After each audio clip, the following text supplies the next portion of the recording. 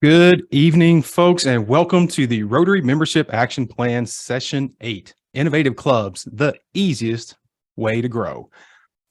And without further ado, let's welcome to the stage a man who has well-traveled over the past few weeks, Rotary International Director, Jeremy Hurst.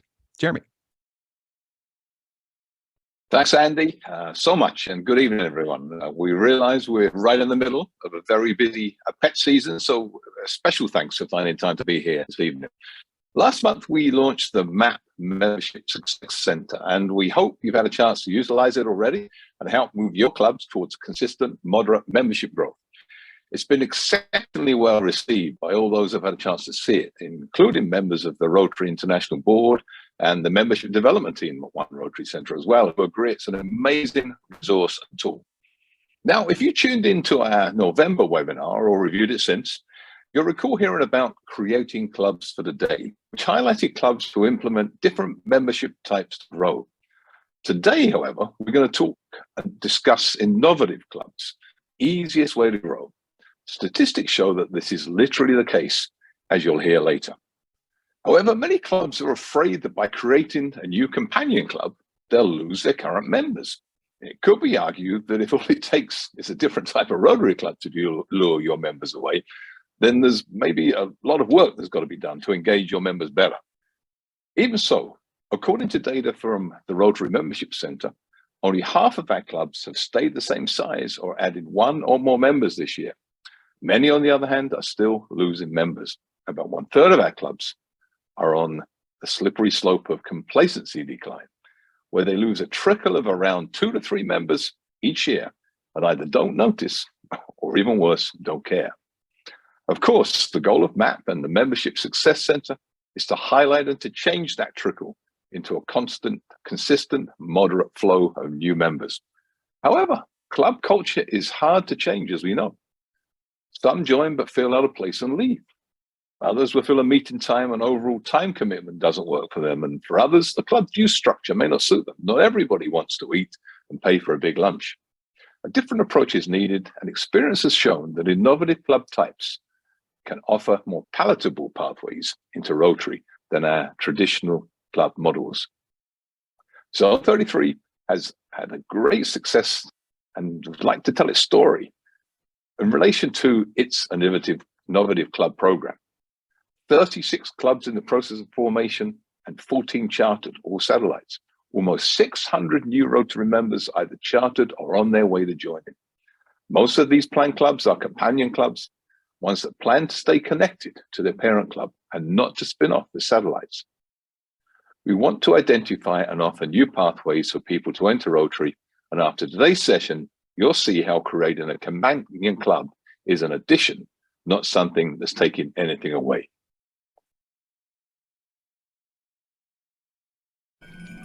As Rotary, we often ask ourselves, how do we grow, personally, professionally, and organizationally? The answer is simple. To grow Rotary, we need more Rotary clubs. Let's use Anytown as an example. Anytown is a city of 100,000 people and home to one proud Rotary club. But there are hundreds of other people of action, just like us, who are uniquely qualified to become Rotary members. They share the same drive and represent the values and fundamentals of a Rotary member. So why aren't they members? Well, the current club meets on Monday. There are leaders in Anytown who can't meet on a Monday. By excluding this segment, the potential members in Anytown has shrunk. Now consider, what if the meeting is at noon on Monday?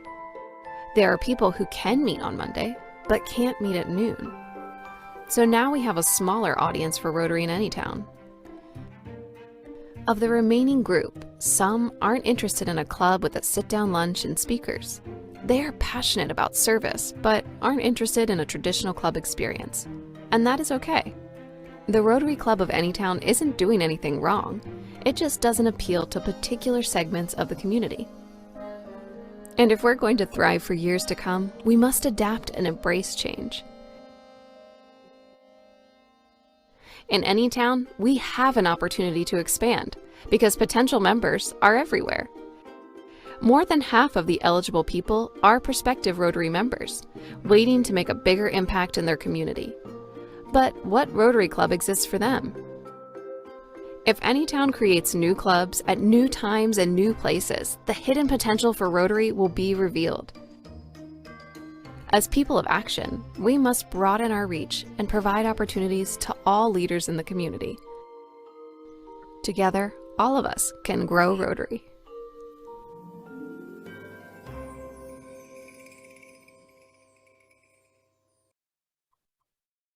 Great video asking all the right questions. And now it's my great pleasure to introduce the current president-elect of the Impact Rotary Club of Foothills, Katie Tosi, who will tell us more about her companion club's success story. Katie, over to you. Thank you, Jeremy. I appreciate the opportunity to share with you the grassroots effort that is continuing to cultivate impact clubs. It is no secret that many of our clubs are dealing with more and more empty seats at their meetings. Rotary is a great organization. We all know that. It has a model that has been successful for many years, but now it is imperative that we adapt in order to grow. So it's my experience that the Impact Companion Club is an effective way to create growth and reach demographics that clubs might be missing. The concept of Impact Companion Clubs was created by Patrick Langano in Western North Carolina, the membership maniac himself, as an effort to include more people in Rotary who simply couldn't participate in the traditional meeting model. The concept focuses on strengthening our existing clubs by offering additional pathways to Rotary. So what is an Impact Companion Club? Well, in short, it's a satellite club, sort of. The term satellite sometimes has a negative connotation within a club because of the expectation of building up the club and then it breaking away from the home club. Now, generally, Impact Companion Clubs do not leave the home club. They are tied to the home club to build up the traditional model, the traditional club. So generally, impact clubs don't hold meetings. They have the option of attending the home club's meetings if interested, but they're not required to do so. The service is on focus. We have to get back to our roots. We are a service organization, and when that is our focus, the growth is natural.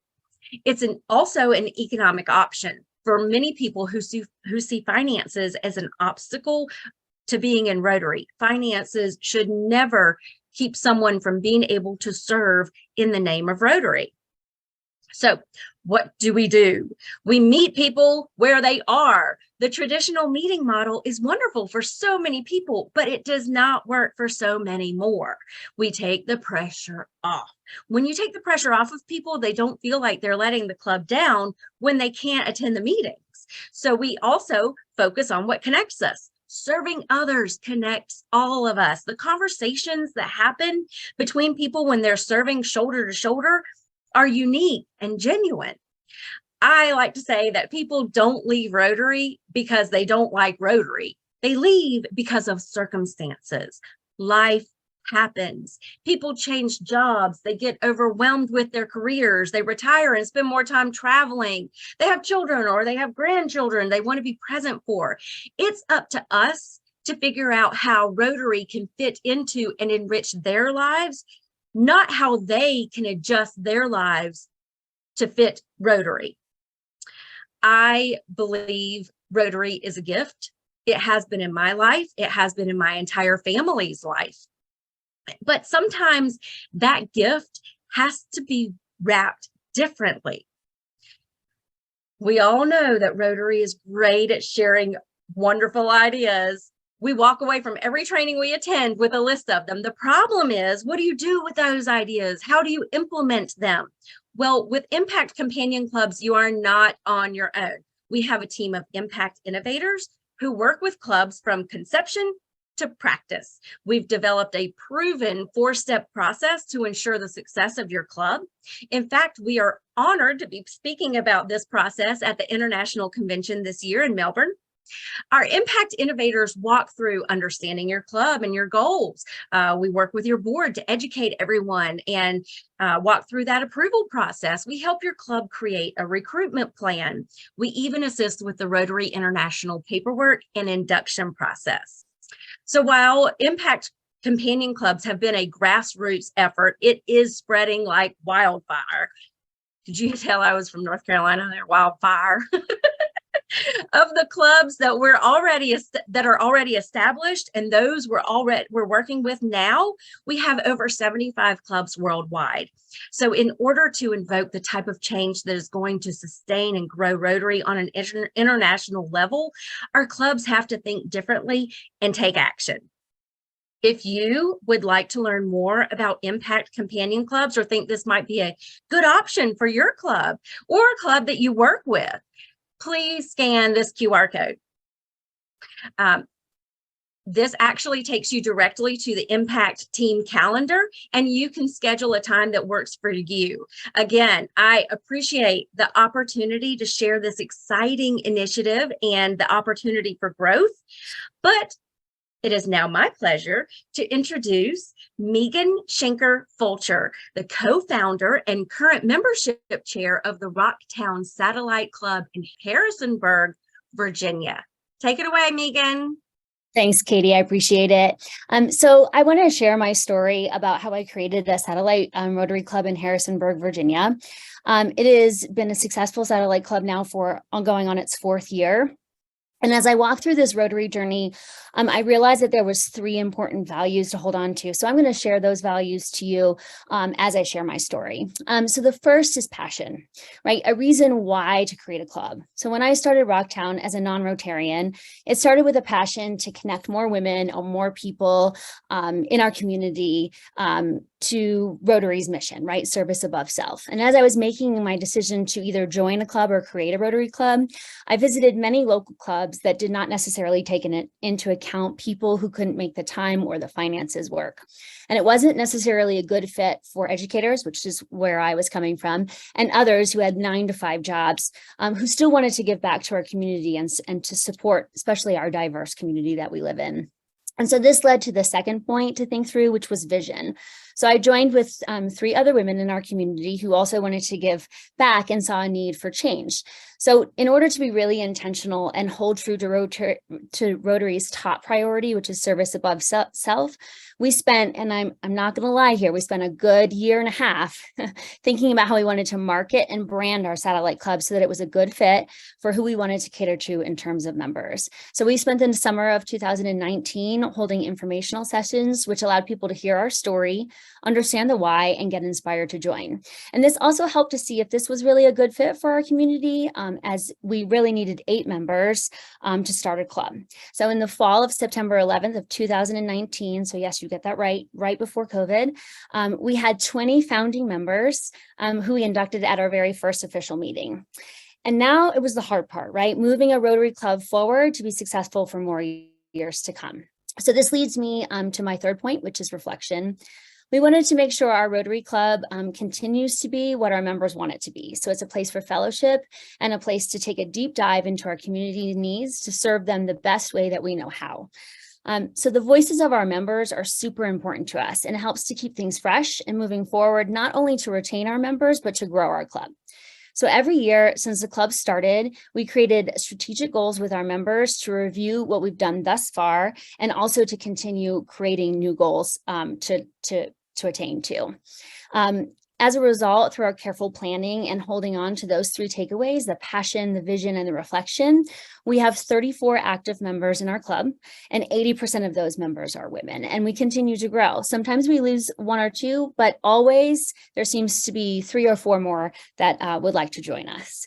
So as we continue to grow and learn, I know there will be more takeaways, but I'm super proud of where we've come and where we're going. So again, I really appreciate the opportunity to share this exciting initiative and opportunity for growth. And I would love to introduce you next to Gordon Owens, who is the governor nominee of District 6900 and a member of the Roswell Rotary Club. And Brooke Foxman is the incoming chair of the Roswell Rotary After Hours Satellite Club. So please take it away, Gordon and Brooke. Thanks, Megan. Thanks, Megan. So a few years ago, Roswell Rotary, along with Alpharetta, sponsored a Rotaract club, and they were going gangbusters right out of the gate, but they did not love all the administrative tasks in being an independent Rotary club, but still wanted to serve their community.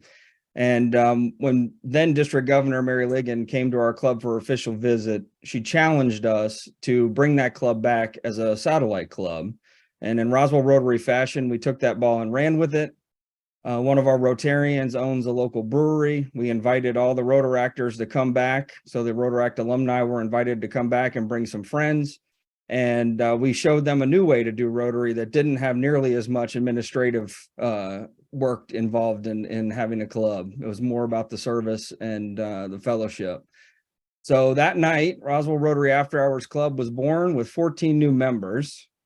And Brooke, your club has a tagline of networking, servicing, and fun. And let's start with the networking aspect. How does the After Hours Club network with each other and the other members of Roswell Rotary? Yeah, so to give kind of an insight for everyone on what our club is kind of founded on, most of our members are within the first 5 years of their career. And our guidelines are kind of you live, work, or were raised in Roswell, which I was raised in Roswell and work in Roswell. So that's where I have that relationship with the community. We meet on the first and third Tuesday of every month. So that's twice a month at 6:30 p.m. At the local brewery, like Gordon was saying. And honestly, for the most part, we usually arrive pretty early to catch up with our members, grab a drink before the meeting. And then honestly, sometimes we usually go and grab dinner after as well. The meeting's just not enough time to catch up, and we like to really take time. One thing that I will find really special about the networking is that we have usually 5 or 6 members from the lunch club, which we call Big Rotary. Gordon always gets a laugh out of that. We always have about 5 or 6 members from Big Rotary that do come to our meetings, not because they don't want to, or not because they don't have to, but because they really want to be there. And they truly feel like they're a part of our club, just like we do vice versa. Since our members are young professionals, we aim for our speakers to discuss topics that would benefit our members. So like how to buy your first home, tax advice 101. We've had mental health speakers come, doctors come. And so with that, a lot of our speakers are mostly Big Rotary members because our lunch club members have been there and done that. They're more established in the community as well as in their life. And so their advice to us as young adults and professionals is something that we're super grateful for to have.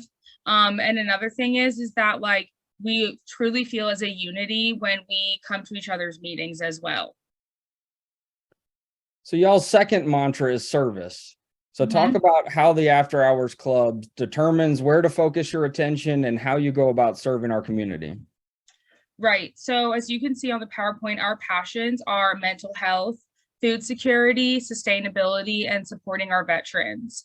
One thing that I would like to point out is our club is called After Hours because our meetings are after work hours, as well as our service is on Saturdays, so it doesn't conflict with work.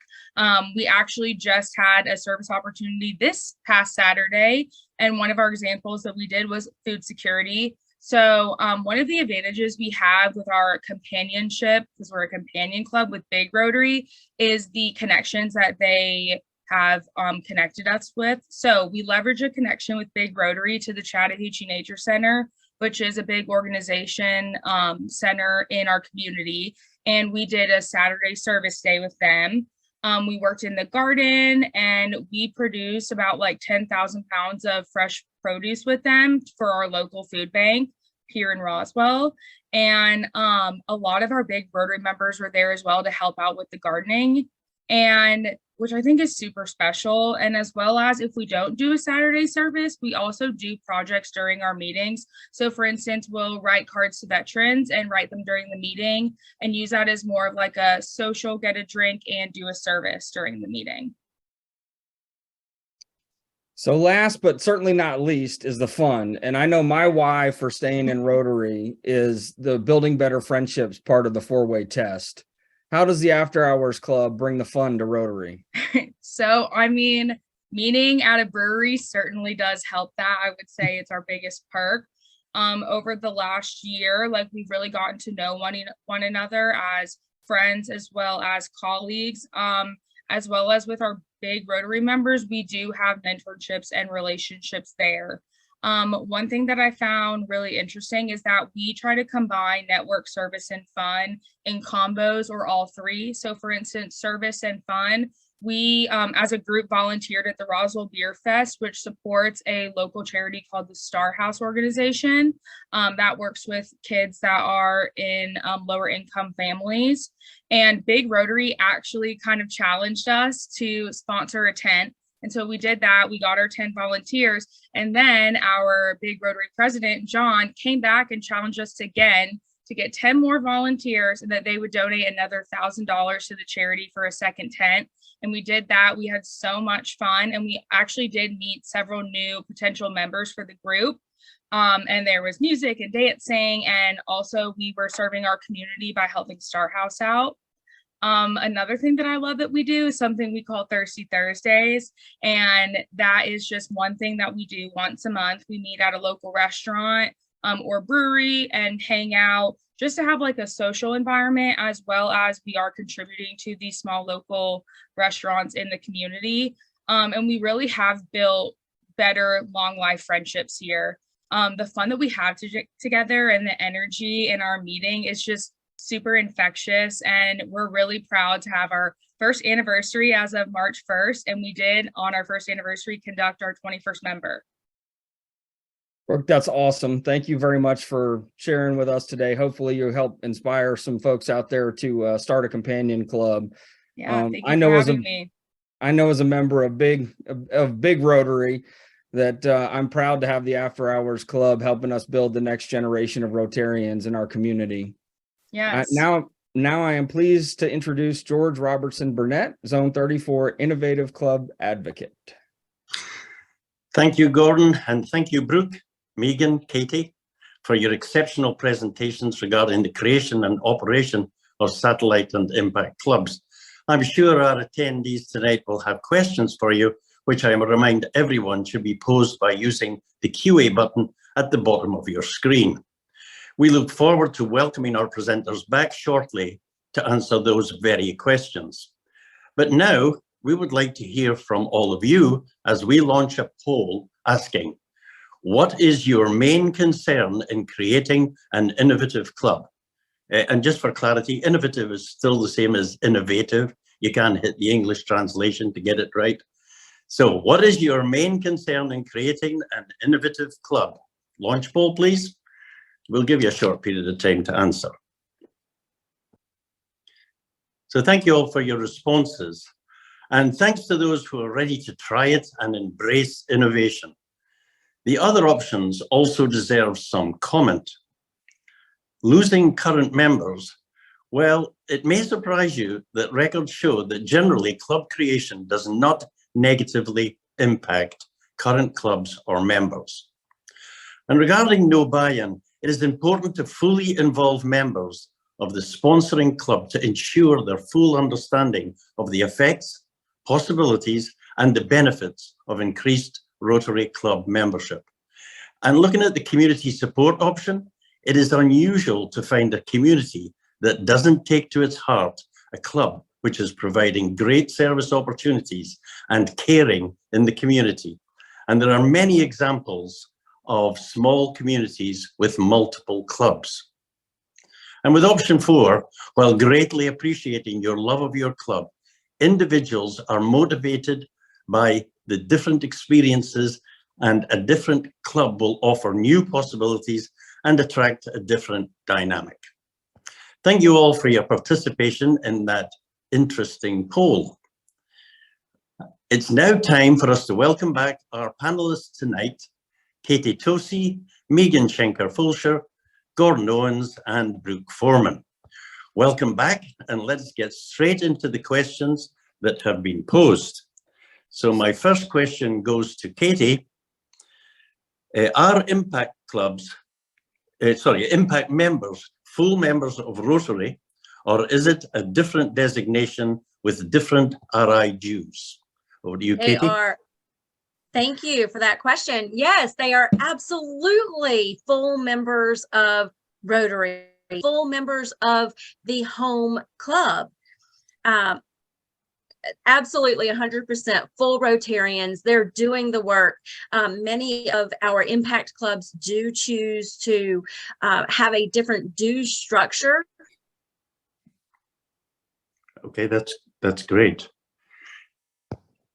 So thank you so much for that. Now my question is for Megan.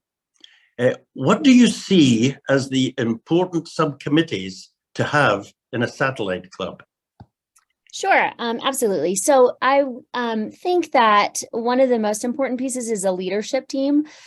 So there's always going to be a chair, a person who starts the club, but we also added a vice chair and then had the secretary and a treasurer so that we could also hold on to our funds and still work with the partner club.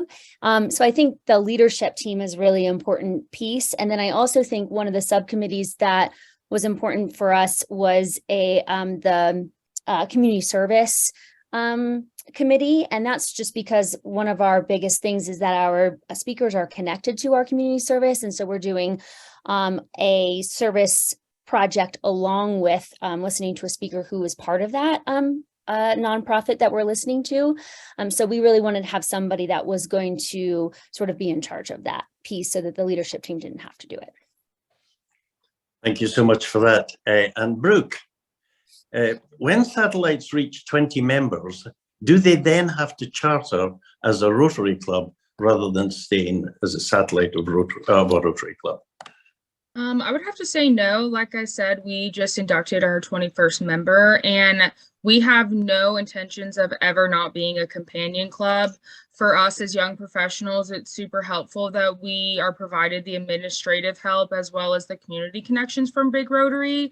And so the idea is that for right now, us, our founding members, eventually over time, our lives it'll be more beneficial for us to go into the lunch club, which does meet at lunch hours, but there's always the intentions of keeping the companion club and recruiting new members that would benefit from the after hours.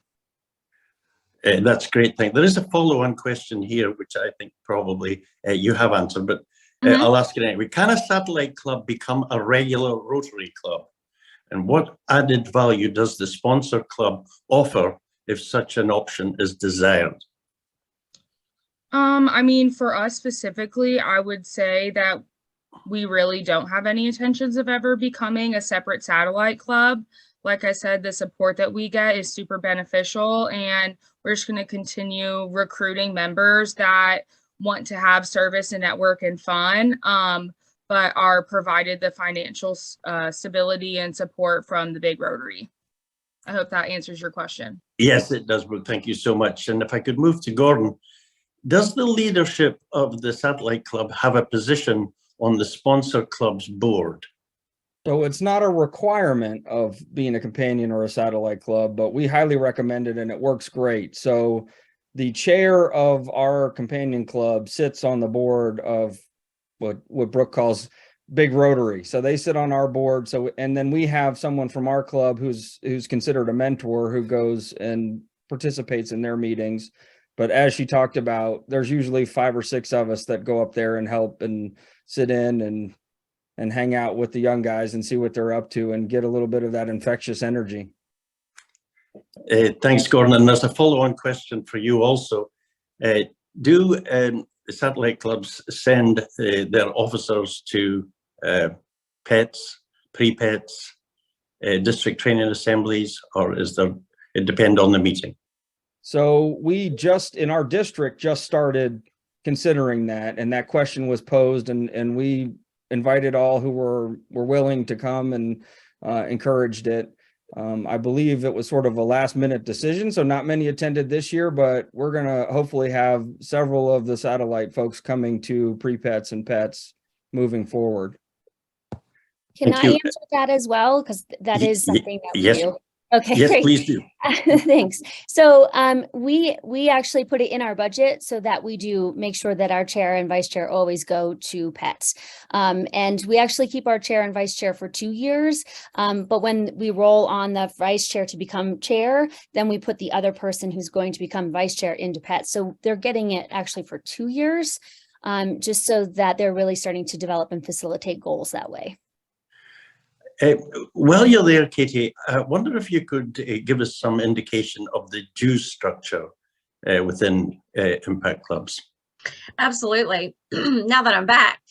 So many of our impact companion clubs do choose to offer a lower due structure for their impact club members. And that is because, you know, the most costly thing associated with Rotary really are the meals, and we all love to eat, but if you're not eating and you're not attending those meetings, there's no need to include that in their dues. And there are other things that many clubs bake into their dues, but really all you need to include in the dues of your impact club members are your Rotary International dues and your district dues. And if those are covered, then you can make your decision on how much you want your members to pay based on those numbers.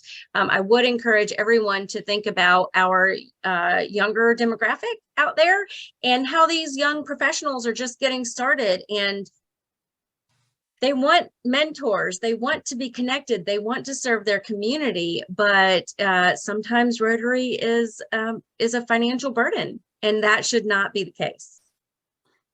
Thank you so much. I wonder if I could ask a similar question to Megan with regard to dues within the satellite club. Yes, so it's very, very similar to Katie. All we're doing is paying for the international dues and then the district dues. We do not pay for food. So if we do meet at a restaurant and they can choose to eat if they would like to or drink, but there is no dues that go into that. And then we have a very small pocket of money that goes into our own. So basically, we're $200 for the whole year. And then they can choose to do it in two sections of 100 and 100. That's great. I appreciate it. A question for Gordon. Do your members still go on the DAC-DB roster? Well, that's a bad question for me because we don't use DAC-DB, but or the equivalent. they would go on the DAC-DB roster. We give DAC-DB rights to read our data, but we have our own district technology that we use. So, but they're in our directory. They're full-fledged members of Roswell Rotary. There's no difference except there's a little satellite icon in their profile in our directory, and that's it. Yeah, thank you so much, Gordon. There's a sort of a more general question here. How do we diversify our club? Is there anyone who would like to answer that for us? How do I diversify my club? So this is not so much starting a new satellite or impact, it's more about how do I diversify the club I'm in? I know it's a little bit off topic. Is there someone want to? I would love to answer that if you don't mind. Yes, please do. I think in general, if you are focusing on doing good in your community and connecting in every way possible with the nonprofit organizations or just any organization that needs assistance in your community, that diversity is going to happen naturally.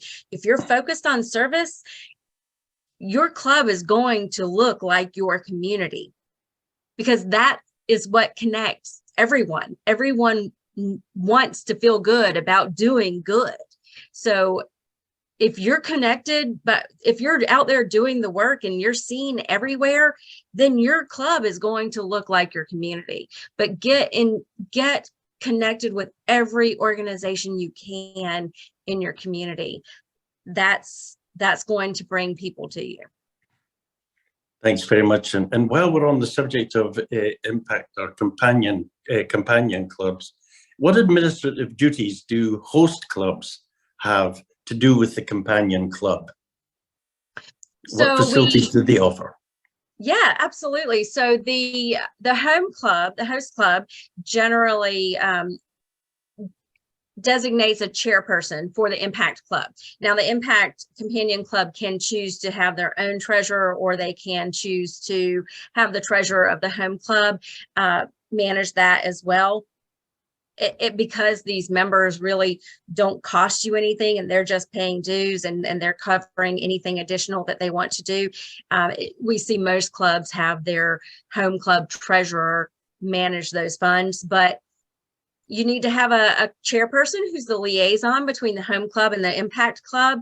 And you need to be sharing all of those service opportunities with not only Impact, but also your home club to energize everyone. That's really about it. Okay, thank you for that. Great answer. Question perhaps for Brooke here. Because satellite clubs may offer a lesser dues structure, is there a danger that this is put as big Rotary clubs eventually die out? I'll speak on my behalf, and then I think Gordon also might be able to piggyback off me. Yes, sure. But I would say that at least for our group, we're very fortunate that we have a very generous host club. And if there are things that our group is super passionate about, but necessarily our individual budget cannot afford it, our host club does help us with that as well. But our Rotary Club is very established within our community, and there's a lot of things that we are able to do at a very low cost. And a lot of the organizations in our community are really grabbing and hoping that we will be able to commit our time and money to them. And so that's what I would really have to say about it. Gordon, do you have anything to hop off me with? Yeah. I don't think Roswell Rotary is going anywhere anytime soon. We like I said, a bunch of us will go to the after hours group because the brewery is a 5-minute walk from our house, or we want to come see what folks are up to. But the thing that we really enjoy about that relationship is our ability to help facilitate the connections into the community. So the after hours group has their own vision board of how they want to go out in the world and serve. And they come to us with an idea. We'd like to focus on food insecurity. And hey, guess what? This guy's on the board of the Chattahoochee Nature Center. They've got a unity garden. You guys can get connected in there. And it's those connections that we make that really help that club thrive. And I say kids, and I'm sorry because you're not kids. Go for it. but they very much enjoy the two-way street that we have, and I can't imagine it changing anytime soon. We hope that they'll sort of graduate from the after hours club and be lunch club members, and we'll keep filling that after hours group with young professionals for years to come. Thank you, Gordon. I appreciate that. There's some great questions coming in, and we're not going to have time to answer them all here, but please rest assured we will get back to you. Because your questions, it's important for us to get back to you with the answers to these questions.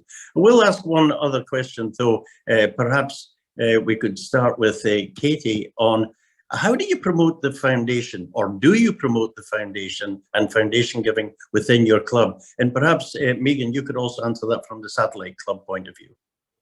Oh, I'd love to. Yeah. So we do promote the foundation. We do not require it. Now, giving of one's resources is a very personal thing. But I believe, and we believe that if people are educated about what that foundation is doing, they will choose to do so. So we offer that education and give them the opportunity to contribute.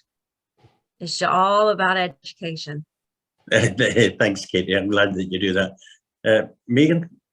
Yeah, so it's very similar. We actually also do a lot of education around Rotary Foundation. We've had several speakers come in. We're going to continue to do that because as we get new members, and because a lot of us were not Rotarians before, we're still learning that process. We have a educational foundation piece to our meetings every month that we meet. So we have a little bit of about 5 or 10 minutes that one of the leadership team members actually run. And so some of it is about the foundation. We support it, but it is not required as well. Thanks, Megan. And there's a number of questions on foundation. and on dues that we haven't had a chance to get to, but rest assured we will. Wonderful answers. Thank you so much, and my sincere thanks to all our panelists for their helpful responses, and also to all our attendees for providing a variety of very interesting questions.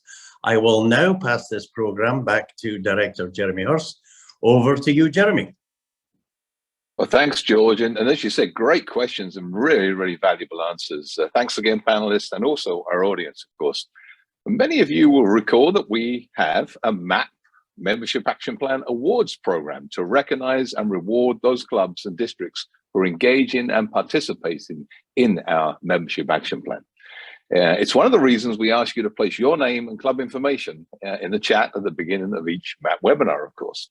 And this slide provides you with an update of the participation rate of your clubs based upon their attendance at our MAP webinars like tonight. It's updated through last month's webinar, so you can see where your district stands against the other districts. And we encourage you to promote our MAP webinars to your club leaders on a consistent basis. As you've seen tonight, they bring real value and resources that clubs can easily access and put to use. And there's no better way to ensure membership growth remains front and center in your club's culture. So please remember that attendance on these webinars is just one of the components of these awards. To actually achieve the award, the district must also show growth in the current Rotary year. So let's finish this year Rotary strong and make sure your club gets the award it deserves. So now for a few of the upcoming webinars. As you can see, Zone 34's public image team presents. How the heck do you do that? Including Canva hacks, I'm told. As a follow-up to the February Cool Content webinar, this session will feature tips and tricks to execute your public image strategy effectively. So you can discover online tools, create workflows to simplify tasks, use hashtags, and learn how to create content anytime and anywhere, just like video, of course. Register at elevaterotary.org. And the next public image webinar for Zone 33 in their 4th Tuesday series will be held on the 4th Tuesday on the 28th of March at 6 to 7 p.m. Eastern. And it's going to feature a masterclass on how membership and public image can work together outside the silos. Zone 33 district training is also in April 13th to 15th at Virginia Crossing, just like last year. And we'll have a variety of sessions on membership, public image, and the Rotary Foundation, of course. And coming soon, Rotary International President Jennifer Jones has asked us to talk about the importance of comfort and care of our members and create caring and comfortable clubs. April's Membership Action Plan webinar will lean directly into member care. At the end of this session, you'll walk away with tools to understand member wants and needs. Create a plan and take action to create a caring, comfortable, and inclusive environment in your club. So don't miss it, Monday, April 10th at 6 p.m. Eastern. And lastly, remember to kickstart your membership growth. Set your goals in the Membership Action Plan Membership Success Center. Attend these monthly webinars and implement the interaction and engagement strategies to become irresistible. Hope is not a strategy for membership growth. Let's make our clubs bigger, and let's make our clubs impact the community and create irresistible clubs for our members. Set your goals in the MAP Membership Action Success Center to take the first steps. And by the way, let's also say happy birthday to Rotaract. It's their 55th birthday today on March the 13th. Thanks for being with us this evening. We look forward to seeing you next month, April 10th, for our very next webinar. Have a great week and keep enjoying the pet season. Take care and good night.